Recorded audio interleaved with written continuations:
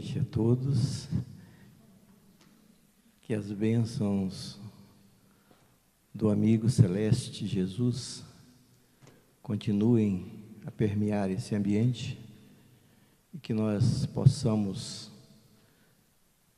continuar sintonizados para podermos receber as instruções que emanam do Mestre, que emanam da espiritualidade superior, e possamos colocar essas instruções em nossas vidas. O nosso tema da noite é um tema da Gênese, no capítulo 13, os milagres no sentido teológico. E nós pedimos licença para fazermos algumas anotações iniciais do próprio texto. Está colocado que, em sua acepção etimológica, a palavra milagre significa admirar. Admirável, coisa extraordinária, surpreendente. A academia define esta palavra como um ato do poder divino contrário às leis da natureza. Em sua acepção usual, essa palavra perdeu, como tantas outras, o seu significado primitivo. De geral que era, ela se restringe a uma ordem particular de fatos, No pensamento das massas, um milagre implica a ideia de um fato sobrenatural. No sentido teológico, é uma derrogação das leis da natureza, pelas quais Deus manifesta o seu poder. Tal é, com efeito, a acepção vulgar, tornada o próprio sentido,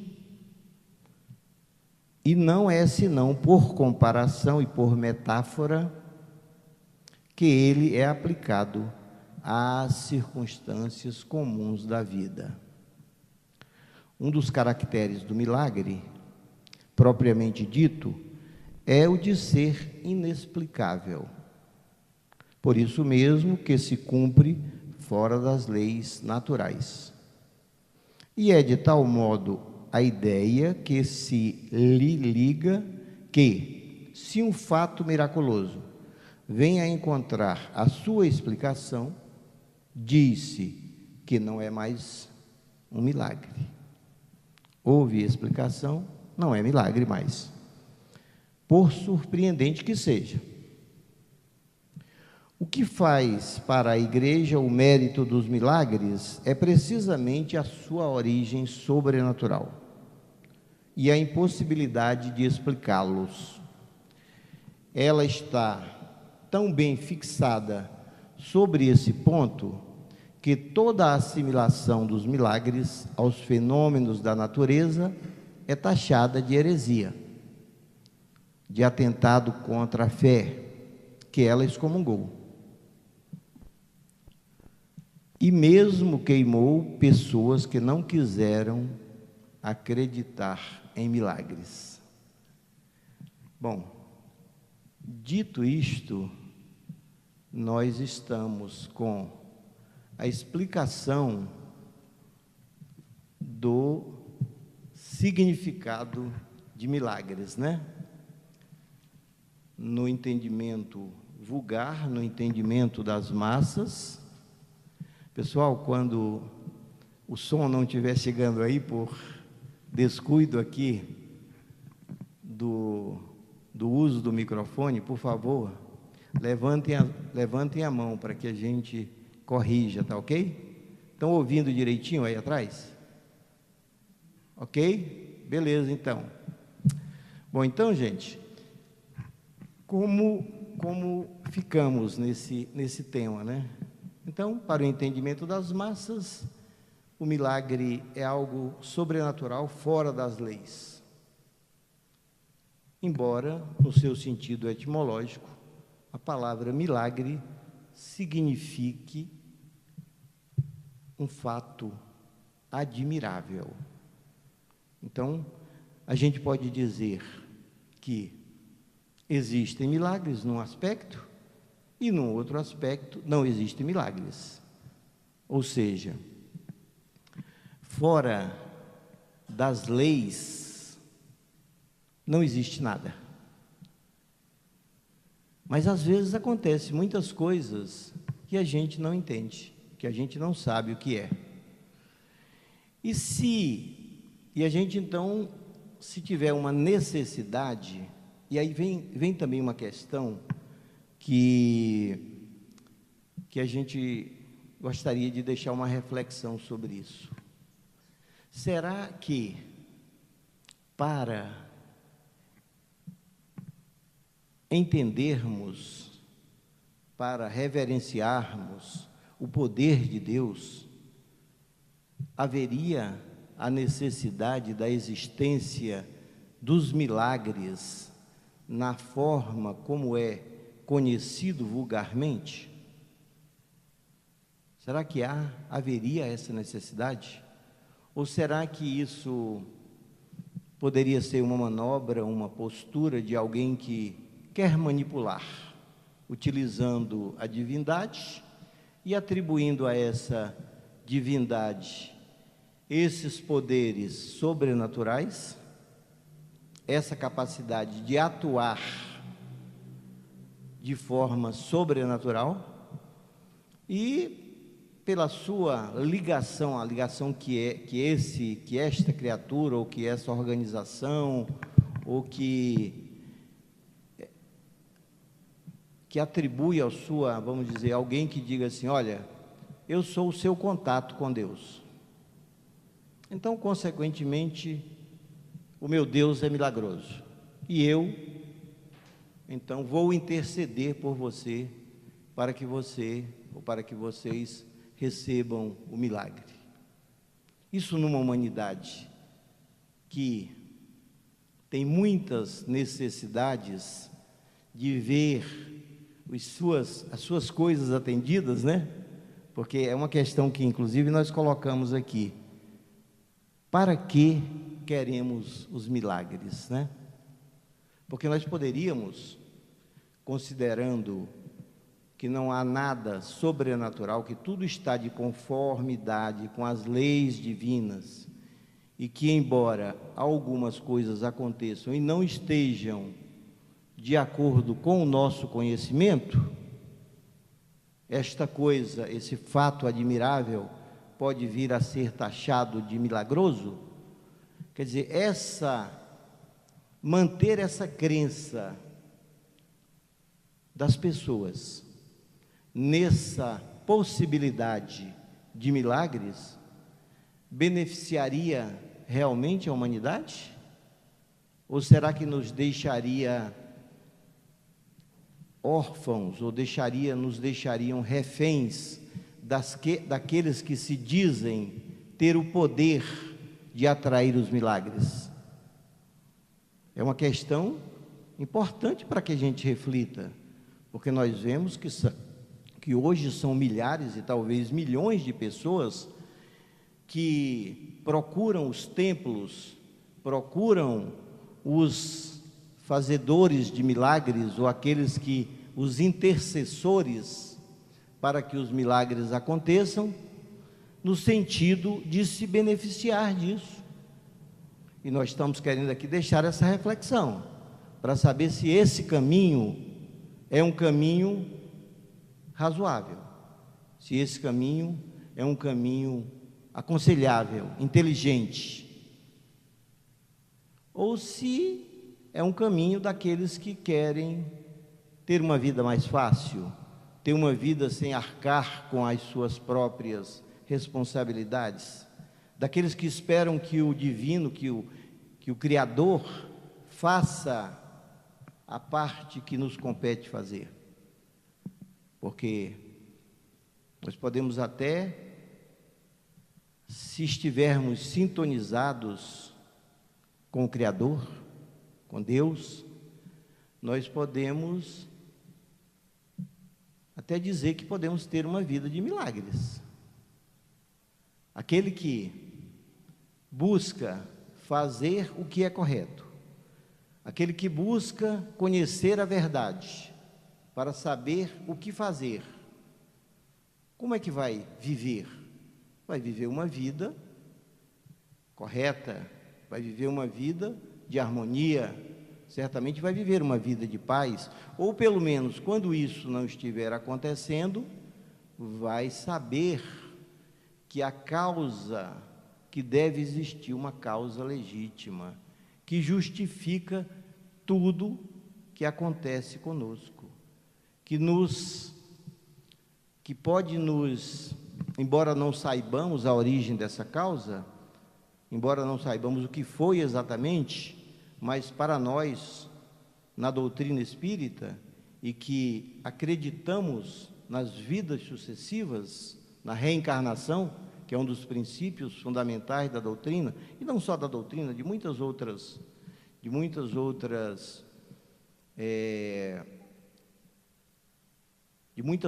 instruções, de muitas outras religiões.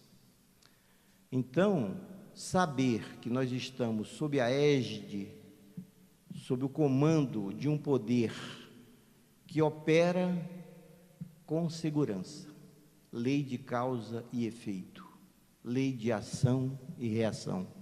Estamos hoje colhendo os frutos da nossa ação de ontem, e amanhã estaremos colhendo os frutos da nossa ação de hoje, e às vezes até mesmo hoje nós conseguimos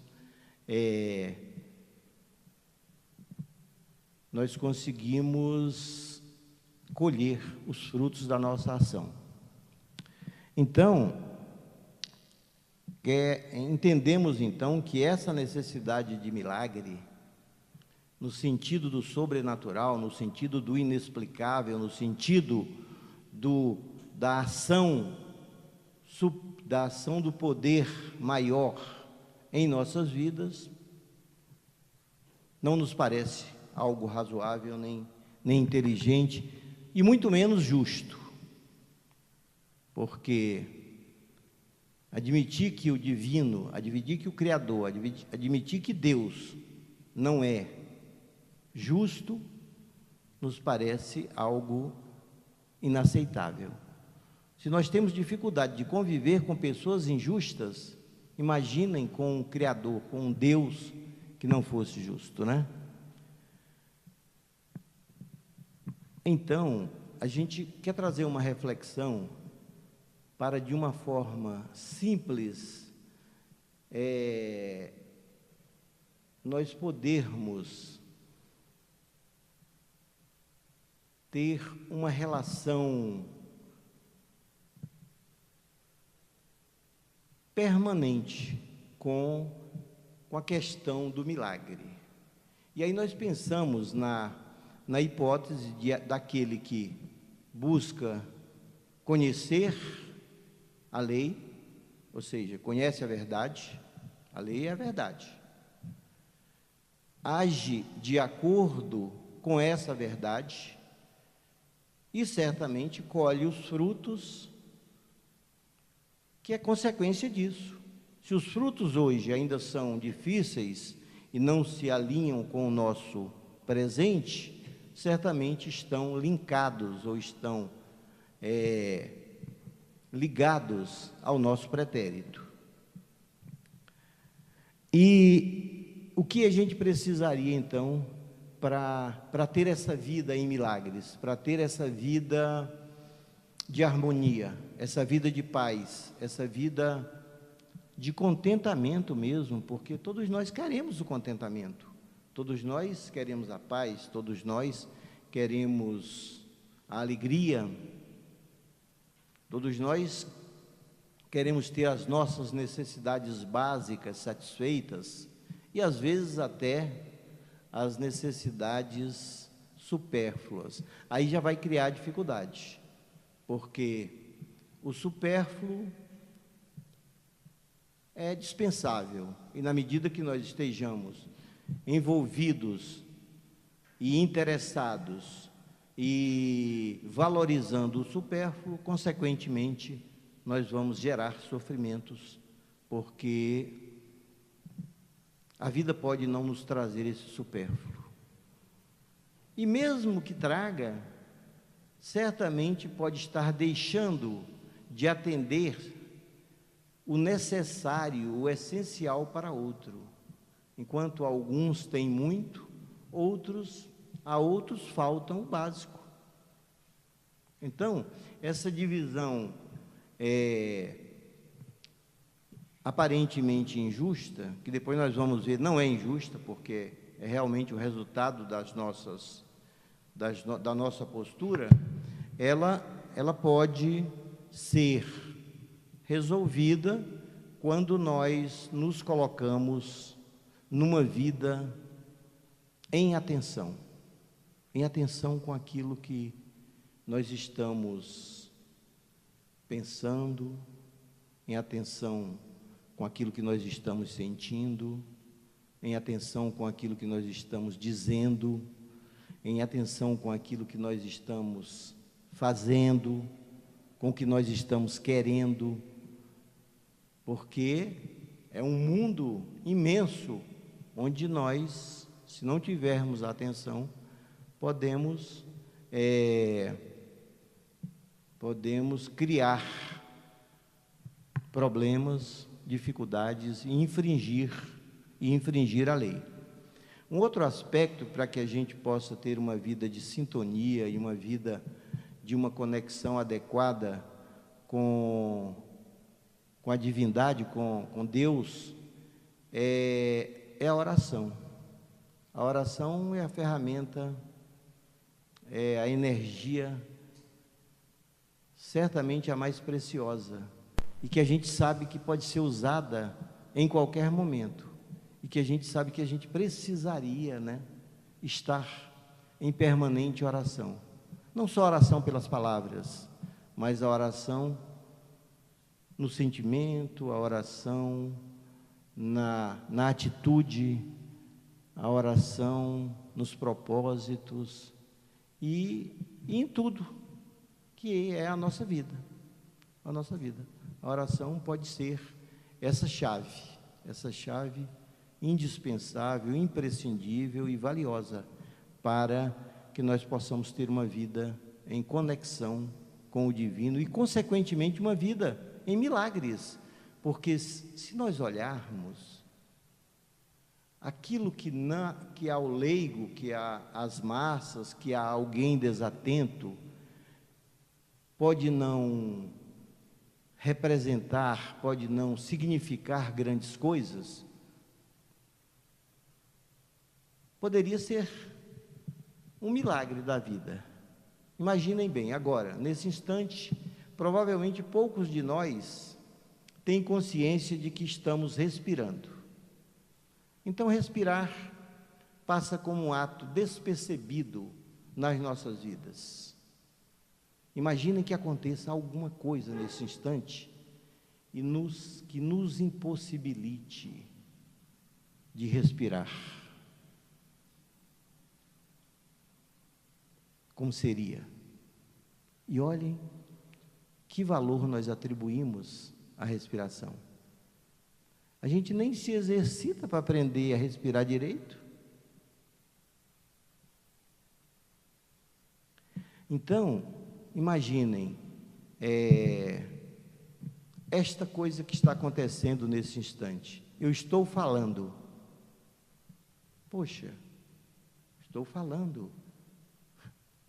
Nós nem sabemos como isso acontece direito. Especialistas, estudiosos, estudam muito e descobrem algumas coisas, mas pouco se sabe desse milagre que é falar.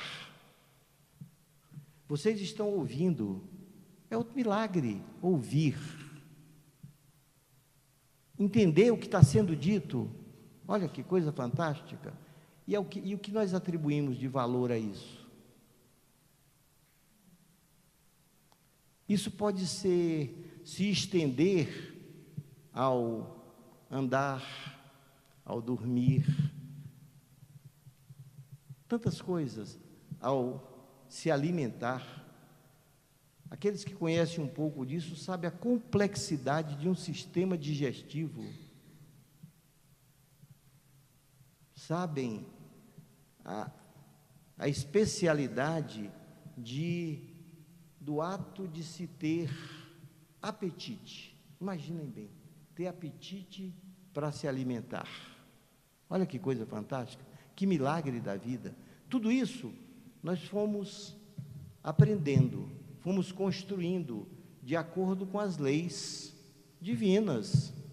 E o conhecimento dessas leis nos colocam em contato com essas verdades, que umas fizemos, e a maioria disso nós fazemos inconscientemente. Na medida que nós voltarmos uma atenção mais consciente para esses aspectos, possivelmente a nossa vida pode mudar muito. Um estado de atenção, por exemplo, eu lembrei agora de um relato que recentemente me foi colocado por uma pessoa. É um policial que à noite ele sonhou, é um delegado de polícia, e à noite sonhou que alguém entrava no gabinete dele e sacava uma arma. Observem. Aí ele prestou atenção naquele sonho e se aquietou. Não entrou em pânico, nem nada, mas numa certa hora do dia seguinte, alguém entrou na sala dele. E quando entrou, ele lembrou do sonho. E como era um cara preparado, já se aproximou da pessoa e, quando a pessoa esboçou uma atitude de ataque, ele já estava próximo, conseguiu desarmá-lo e prendê-lo. Imaginem, olha que milagre. Mas o milagre não é de ele não ter morrido, não. Olha quantos milagres tem aí, o estado de atenção dele em relação ao sonho. Que atenção, que cuidado é que nós temos com o nosso sonho. Olhem a atitude de defesa, mas sem violência. Ele poderia ter simplesmente, da mesa onde ele estava, ele podia ter pegado a arma por baixo da gaveta, quando o outro esboçasse uma reação de atirar nele, ele atirava no cara e matava. Olha aí. Nada disso aconteceu. Mas não aconteceu por quê? Porque aquele cidadão, naquela hora, se encontrava num estado de atenção, num estado de conexão. E também era a índole dele, foi uma índole que não foi construída com o intuito da violência. Observem, porque todas essas coisas vão formando a nossa história, vão formando a nossa personalidade, vão formando as nossas condições para agir. E é por isso que a gente tem que ter esse estado de atenção, para que nesse estado de atenção a gente possa viver em conexão. Vivendo em conexão, nós viveremos permanentemente em milagres, permanentemente no estado de gratidão ao divino, que nos dá tanto, que nos dá tudo, e que inclusive nos proporciona as adversidades, para que nós aprendamos com ela, porque na zona de conforto aprendemos quase nada. Então que nós possamos ter essa reflexão, ficar com esses pontos, para colocar isso em nossas vidas. A exemplo de quem operou os mais significativos milagres, do ponto de vista de ser admirável, mas não de ser sobrenatural, que foi o Mestre Jesus, aquele que é o grande exemplo, que é o maior exemplo para a humanidade terrena, que se doou, que amou, que perdoou, que observou, que esteve em atenção, que compreendeu e que até hoje continua a espargir a sua luz, o seu amor, a sua energia em sustentação de todos nós, em sustentação desse planeta e certamente de outros também. Que nós possamos colocar isso nos nossos corações e levar em nossas vidas para que seja nos momentos de dificuldade saber que existe esse milagre, que é o divino em nossas vidas, que é o comando de nossas vidas, e é saber também que nós podemos e devemos trabalhar nesse sentido, construindo o milagre da vida. Obrigado.